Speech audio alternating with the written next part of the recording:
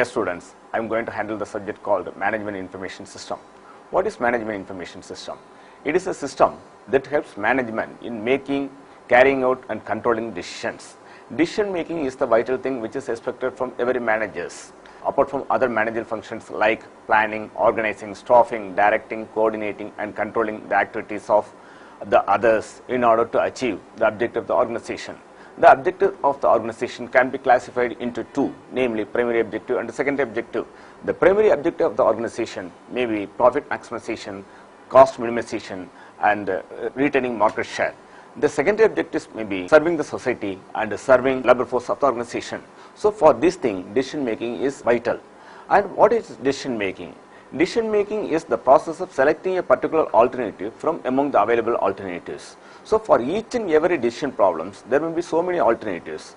So the alternatives has to be identified, it has to be analyzed and it has to be evaluated in terms of pros and cons or cost and benefit analysis and select a particular alternative which is both possible and feasible for the organization. The moment the manager makes the decision, it means the decision is made. And the impact of decision will be depending upon the levels of the management. If the decision making is based on the strategic decision maker, then the decision making will affect the entire organization.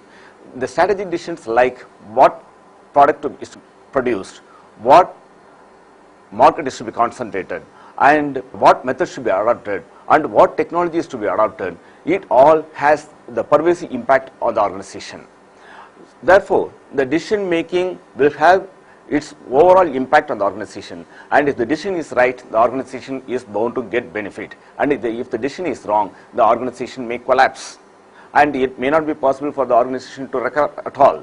And if the decision maker is on the lower level of the organization, namely operational level manager, then the decision may not affect that much. So the decision making varies according to the levels of the organization. Now let us see the stages of decision making. First we have to analyze, is there a problem or opportunity? And if there is an opportunity, you can directly go to the choice of working. If there is a problem, you consider the solutions, and based on the solutions you choose a solution, and when the solution chosen is right, then problem for which the organization is facing can be solved. There are two types of decision making.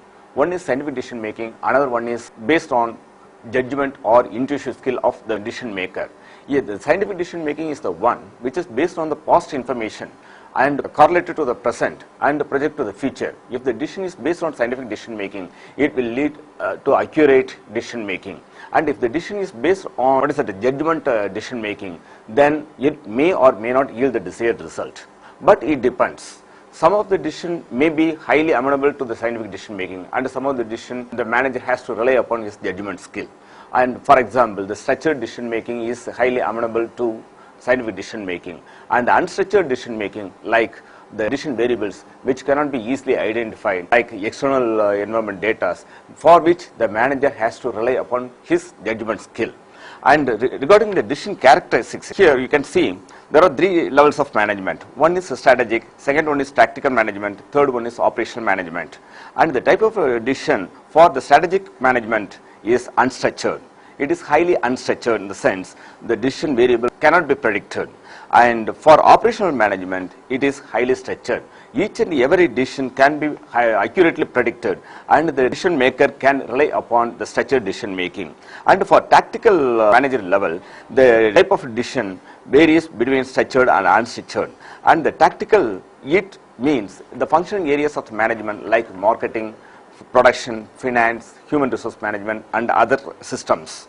And regarding the time frame, for strategic management, the time frame involved is longer period, normally 5 years. And for tactical management, that is functional area management, it is medium, maybe between 1 and 2 years. And for operational management, it is short, day-to-day activities. And the impact of decision making on the strategic management is very severe. And if the decision is right, the organization is bound to get full benefit, and if the decision making is wrong, the organization may collapse. And tactical management, the impact of decision making is comparatively medium because it only affects that particular area, namely marketing. If the decision is related to the marketing department will get affected by that type of decision. If it is positive, then the marketing department will get benefit. And if it is negative, the marketing department may face negative consequences. But the impact on other function areas may be minimal. And for operational level management, the impact is comparatively smaller. And regarding the frequency of decision making, for strategic level, it is infrequent because the strategic decision making involves what product to produce, when it is to be produced, by whom it is to be produced, what technology is to be adopted. And these are all not routine in nature. It arises only on occasions. So the frequency of decision making in this type of situation is less, and hence it is infrequent. For operational management, it is for day-to-day activities, and for each and every activities they have to make decisions, so it is highly frequent. And for tactical management, the frequency lies in between infrequent and frequent. Therefore, the management information system, as the name implies, comprises three major and important components, namely management, information and system. If we analyze and understand these three components, we can very well understand the subject as a whole. First, let us see the first important component of management. What is management? Management is nothing but the process of getting things done through others. Instead of we ourselves go and do the work, if we are in a position to extract work from others, it is said to be managing. And the person who is doing this process is called manager. And the functions which is expected from the managers are planning, organizing, staffing, directing, coordinating and controlling. And you can see here, the planning is the direction of a company is to take, whether to diversify, which areas of the world to operate in, how to maximize the profit. Organizing is nothing but organizing resources such as people, space, equipment and services. Coordinating is nothing but the coordination of the activities of various departments. Decision making about the organization, about the products or services made or sold, about the employees and the use of information technology. Controlling, it is monitoring and supervising the activities of others. Therefore, the manager has to do all these functions apart from making decisions. Regarding the levels of management, there are three levels of management. All the activities of the organization can be classified into three levels, namely top management, middle management and the operational or first level management. Top management, the people right from board of directors, managing director till the chief executive officer constitutes the top management. And the middle management, the entire functional areas of the organization, namely marketing, production, human resources, finance and other administration and management information system, etc. These are all the functional areas and this constitutes middle management. And the operational level management or first level management constitutes the junior level managers. This top level management, as I already told you, it is a strategic management. It involves strategic decisions like what to produce, when to produce, how to produce, what technology to be used. And this is tactical and it arises only very infrequently. And regarding the middle management, the functional managers are responsible for their functional areas, and marketing manager has to determine the objectives of his management marketing department. He has to coordinate the activities of his departments. He has to plan, he has to organize, he has to staff, he has to direct, he has to control the activities of his peoples so as to achieve the objective of his department. Likewise, the human resource manager has to perform the functions which are essential for achieving the objective of human resource department. So the middle management is responsible for achieving the objective of their own departments, and junior level managers, they are responsible for carrying out day-to-day activities. They are responsible for performing sales activities, preparing profit and loss account and other financial statements, etc. The second important component of management information system is information. Here it is better to distinguish between data and information. What is data? Data is a raw fact which do not give any meaningful on its own. It has to be processed in order to give the meaningful information to the user. The data may be a raw fact. Data definitions. Data, it may be non-random symbols, numbers, values or words. It may be a record of an event or fact. The facts obtained by observation or research, or it may be a collection of non-random facts. and the data may be either hard data or soft data. Hard data means it is quantitative data. Soft data, it is qualitative in nature. And the example of data is date, token number of an employee, and the marks secured by a student, enroll number of a student. This is all the data. This do not give any meaningful information on its own. It has to be processed in order to give the meaningful information. Now, what is information? Information is the processed data which gives meaningful information to the user. Information is the data processed to be meaningful. Information is the data processed for a purpose. Information is the data prepared and understood by the recipients. The examples of information may be your bank statement. By going through the bank statement, the deposit holder can get the information regarding his account balance or the transactions which has taken place during a particular period, or the debit charges and the credit charges for the debits and credits. And the another example may be your telephone directory. By going through the telephone directory, you can see the telephone number, addresses of the persons, and these all give meaningful information. Therefore, information supports the decision making process. Information must be correct and timely. The right information must be provided to the right user at the right time in order to make the right decisions. And the information can be obtained by processing the data. So there are data processing activities that you can see here. First, you get the data, subject to data processing activities, and get the information. So data is the raw material and the information is the output. In a production system, raw material is subjected to production process and it produces the finished goods. That is the final output. So likewise, in data processing activities, data is the raw material and information is output. Therefore, the data processing activities or the transformation activities may be any one of these four: rearranging or sorting, grouping or ordering. And second transformation activities may be aggregating. It is averages, total or subtotals. The third transformation activities may be you are performing the calculations. And the fourth one is selection, choose or discard based on selection. Therefore, we have to see the value of information. The value of information may be either tangible or intangible. The tangible value of information is seen tangibly, and it is nothing but the value of information minus cost of gathering the information. And intangible value of information is the influences on decision behavior minus cost of gathering the information. And this intangible value cannot be seen, but both tangible and intangible factor must be considered while analyzing the value of the information.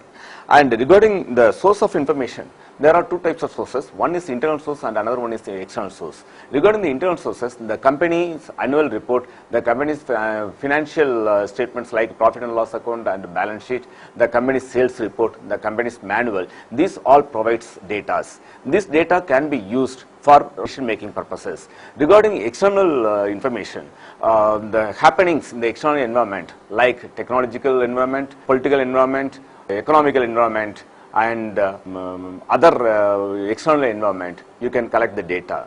And other competitors' activities, you can gather data, and that may be utilized for decision making. When the competition is taking place at a much faster rate, we have to observe what is happening in that field, and we have to utilize that type of data for decision making, whether to concentrate on that particular type of market, or whether to explore the new market, or whether to produce a new product altogether. And these are the source of information. Regarding the quality of the information quality may be relevant for the purpose. It may be complete for the purpose. It may be accurate for purpose. It must be clear to the user. It must have confidence, and it must be communicated to the right person. And it must the volume is manageable, and the information must be available in time, and the channel must be appropriate. And the quality of information can be viewed from three dimensions. One is time dimension, second one is content dimension, third one is form dimension. Regarding time dimension, what is needed is timeliness, currency, that is it reflects current circumstances, and frequency, time period, it incurs both past, present and future. Regarding content dimension, what is needed is accuracy, reliability, relevance, completeness, conciseness. Conciseness means precise in nature. The information should be provided in the right form. Precise, if it is top management needs the information, it should be presented, and the exceptional report should be presented to the management. So it should be relevant as well as it should be concise. And the third dimension of information is form dimension. Here, what is needed is clarity. The information produced must have clear form. It must be presented in a clear form to the manager, to the user, to make decisions, and it must have been presented through additions like charts and tables, and it must presented through proper media channels. If it is to be presented through video PowerPoint presentation, it must be presented. If oral presentation is needed, it must be presented. So the quality of information is very relevant for decision making. So the third important component of management information system is system. What is system? System is a set of interrelated and interdependent components working together to achieve the purpose for which the system has been designed. The system is a common board. We come across so many systems. The organization can be treated as a system. When we treat the organization as a system, the functioning areas like marketing, human resource, finance, production, and other systems acts as a subsystem. These subsystems are interdependent and interrelated, so that all the components work together to achieve the purpose for which the organization is working. And the human being can be treated as a system. The human being, when we take what is the purpose of the human being?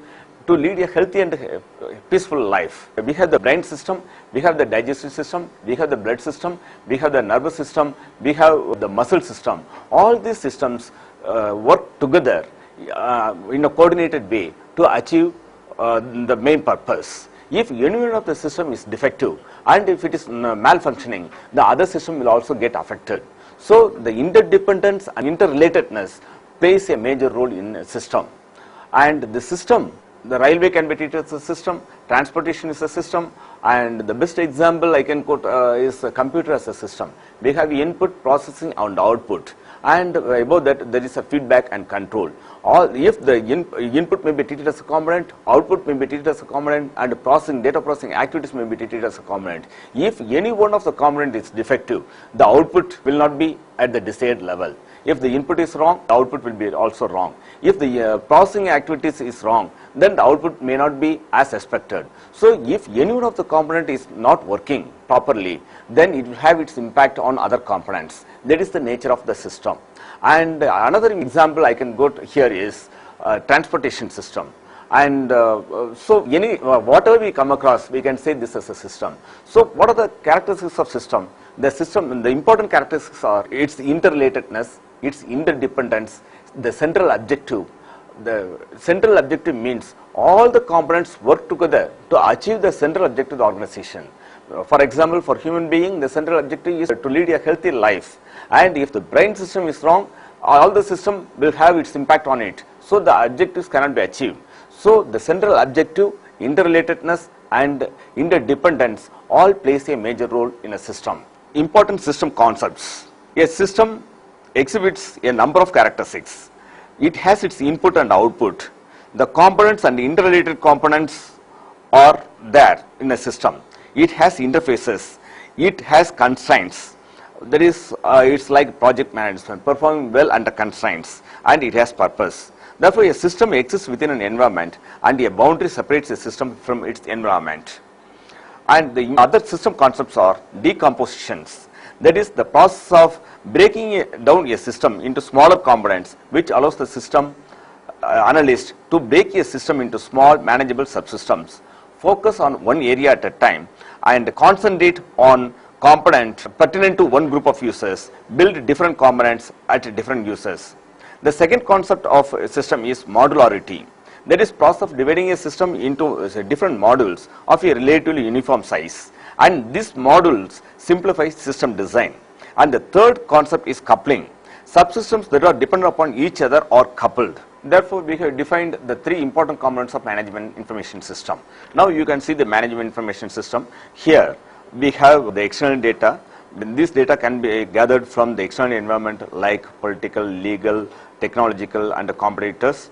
and we have internal data. This is collected from the internal organization, and we have the management information system. This system has to capture the data both from external and internal, and it has to process the data, and the data which needs to be stored must be stored, and it has to, therefore there is a storage provision and revision of assets, and the system has to produce output, and it has to, the information output may be in the form of reports, and it may be printed through printer, or it may be query response. The system, when the user may sit before the system and get queries, interact with the system and get response, or it may be expert system, and here the user interact with the system and design the purpose of his requirements. Therefore, the desirable characteristics of management information system is to provide the right information to the right user at the right time in right form, and the system must be highly flexible.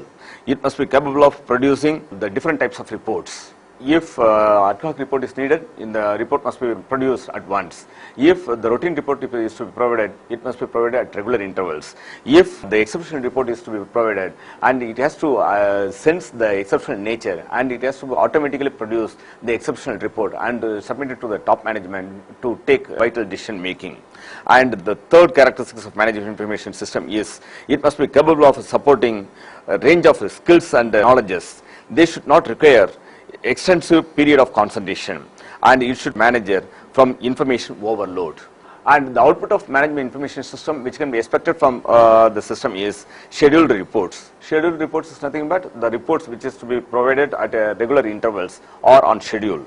The second category is key indicator reports. It accumulates the key indicator data at the end of the day and provides the next day morning. And the third one is demand report. When the user demands that type of report, the system must be capable of producing a report.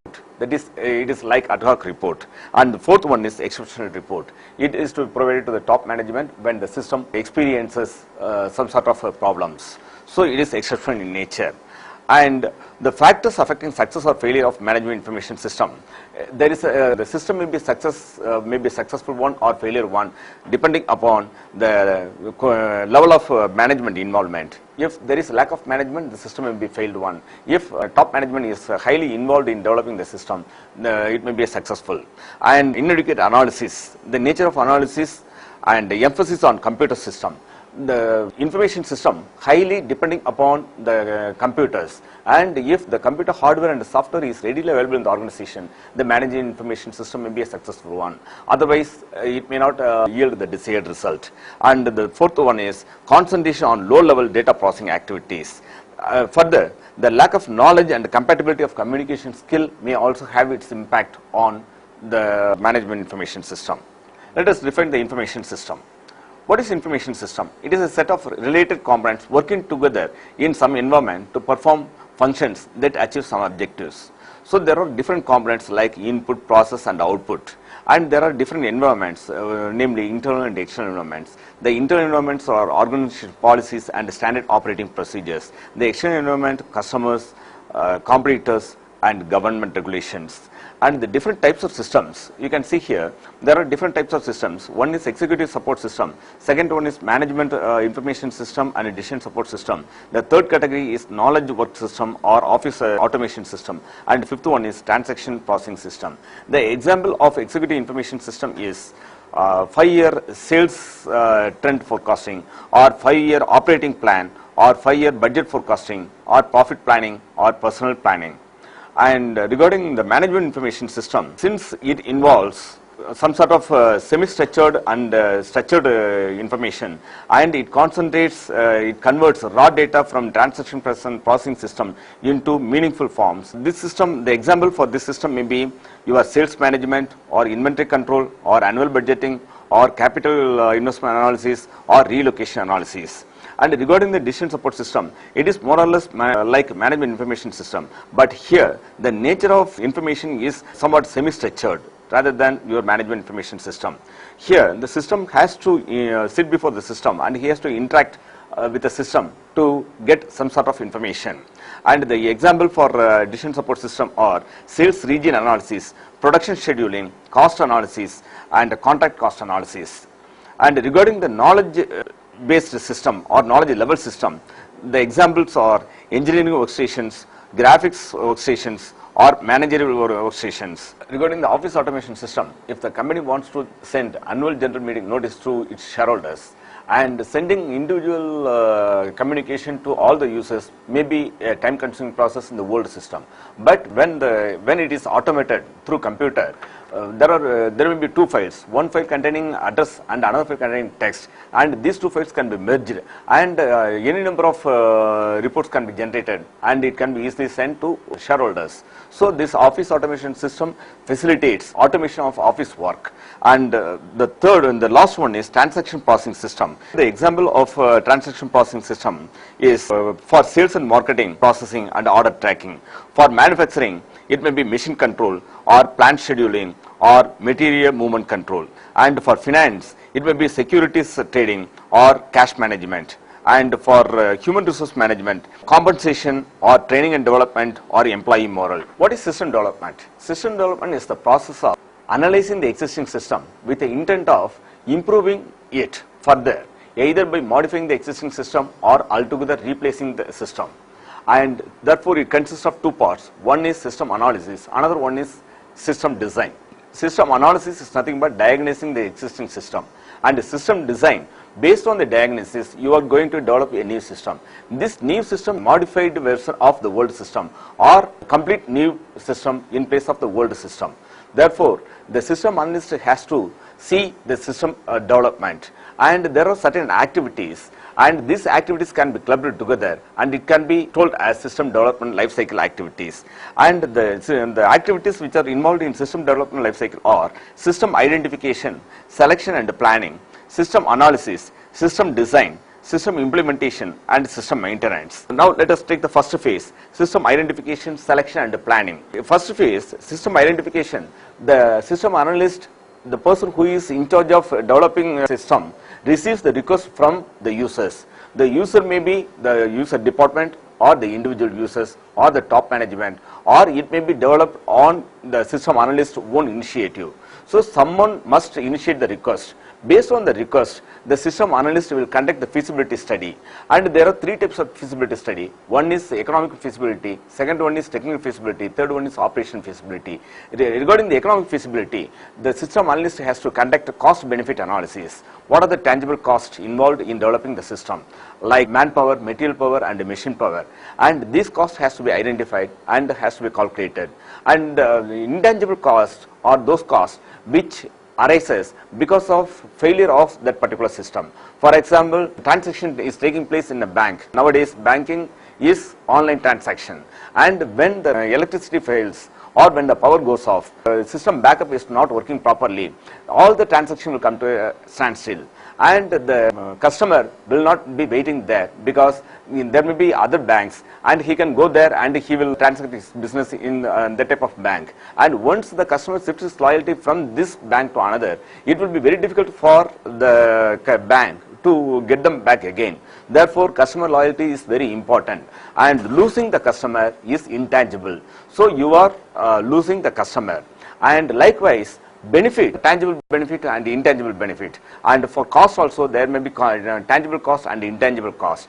This has to be compared, and if the cost of developing the system is comparatively smaller than the benefit, then the system analyst can think of developing a new system. This is economic feasibility. Second one is technical analysis. What is technical analysis? Whether the system to be developed can be developed, existing technical facilities available. If it is possible, then he can develop the system. Otherwise, he has to get permission from the top management for procuring new technical equipments like machineries and other equipments. And the third feasibility is operation feasibility. What is operation feasibility? This is the feasibility regarding operational happening in the organization. Now, whenever there is a change, the worker will resist the change. And a system analyst has to see that the workers are carried away. The workers are carried with him to accept the changes. Has to involve the people right from the system development stage. So the system, based on the system identification, has to select the request. And when the request is selected, the next phase comes. The second phase is system analysis. Here, the system analyst conducts the diagnosis of the existing system. What is the problem of the existing system, and how frequently the problem occurs, and what is the chance of reviving it, and what are the problems faced by the existing labor force, and for this he has to collect information from different sources, and this collection of information may be either through interview or through questionnaire or through on-site observation. And on-site observation may be better, but it will be a cumbersome and tedious process, and it may be time consuming. And regarding this interview, you can get direct information, but the interviewer is not ready to give the right information, then also it fails. So the system analyst has to choose the right type of information gathering. And the third one is system design. During this phase, the system analyst has to design logical design and physical design. Logical design is nothing but the conceptual ideas of what is going to take place. The system design, the system analyst has to design the goals, he has to design the system decomposition, he has to see the concurrency, hardware and software facilities needed, data management, global resource handling, and software control maintenance and boundary conditions. There are so many design goals like reliability, modifiability, maintainability, understandability, adaptability, reusability, efficiency, portability, traceability of requirements, good documentation, well-defined interfaces, ease of learning, ease of remembering, ease of use, etc. But all these goals cannot be easily achieved, and these goals has to be viewed from three angles. From the viewpoint of client, the goals like low cost, increased productivity, backward compatibility, and rapid development and flexibility may be important. From the point of view of the developer or maintainer, what is important is minimum number of errors, traceability of requirements, modifiability and readability, reusability and adaptability, well-defined interfaces. And from the point of view of end user, what is important is functionality, user friendliness, ease of use, ease of learning, and fault tolerance, robustness. So there has to be trade-off between these three, and the system analyst has to design the specific goals based on that. Implementation is concerned with installation and running the system which has been designed. So the elements involved is training the people and converting data from old to new, and installing hardware, installing software, and go or no-go implementation test. So the method of implementation it varies depending upon the system. If the implementation is addition to the existing system, the implementation should be simple. If the implementation is to replace the existing system, there may be two types of approach. One, it may be a big bang approach. You are directly implementing the system, and this may be quick, less expensive, but it is dangerous. If the system fails, then all the activities will come to a standstill. And the second approach, phases, in phases. It may be in module, or it may be by part of a business. Implementation phase, the work of system analyst comes to an end, and the system software developer or programmer part takes place hereafter, and the software programmer has to design the software program based on the logical design, and he has to write the program, and he has to see that system is functioning as expected, and the system analyst and the system programmer has to sit together, and they have to produce the proper documentation for the help of the user who is going to use the system in future. In this phase, the conversion is one of the important aspects, and here the system, the conversion strategies may be either parallel or direct or phased or pilot. In the parallel conversion strategies, you are allowing both old system and the new system to run simultaneously, and if the new system is running okay, then you can dismantle the existing system and allow the new system hereafter. And in the direct conversion, when the system analyst is highly confident that the new system will perform as expected, he can dismantle the old system and he can implement the new system once for all. And in the phased conversion strategies, the system analyst select a particular phase of the new system and he tests that phase, and if he is satisfied, then he allows the entire system to have its run. And in the pilot system, he selects a particular part or particular module of the system, and he allows that part to have its run, and if he is satisfied with the performance of the system, then he dismantles the old system and allows the new system. Maintenance is the last and the final part of the system development. When the system is developed, when the system is running as per the expectation, during the initial phases it may not give any problems. So the simple maintenance is okay. But as the aging process takes place, and when the system is having its run, it may start giving some problems. So the system has to be maintained properly. There are 4 types of maintenance. One is corrective maintenance, here to repair flaws in the design, coding or implementation. Second one is adaptive maintenance, to meet changing business needs. Third one is perfective maintenance, to improve processing performance. And fourth one is preventive maintenance, to reduce the chance of future system failure. Therefore, the keys to system development lifecycle success is the user participation right from the system development phase. And he has to see that the commitment of the people is secured, and effective communication is one of the important skill which is expected from the system analyst to make it a success. The size of the project should be manageable, and accurate requirements definition should be there.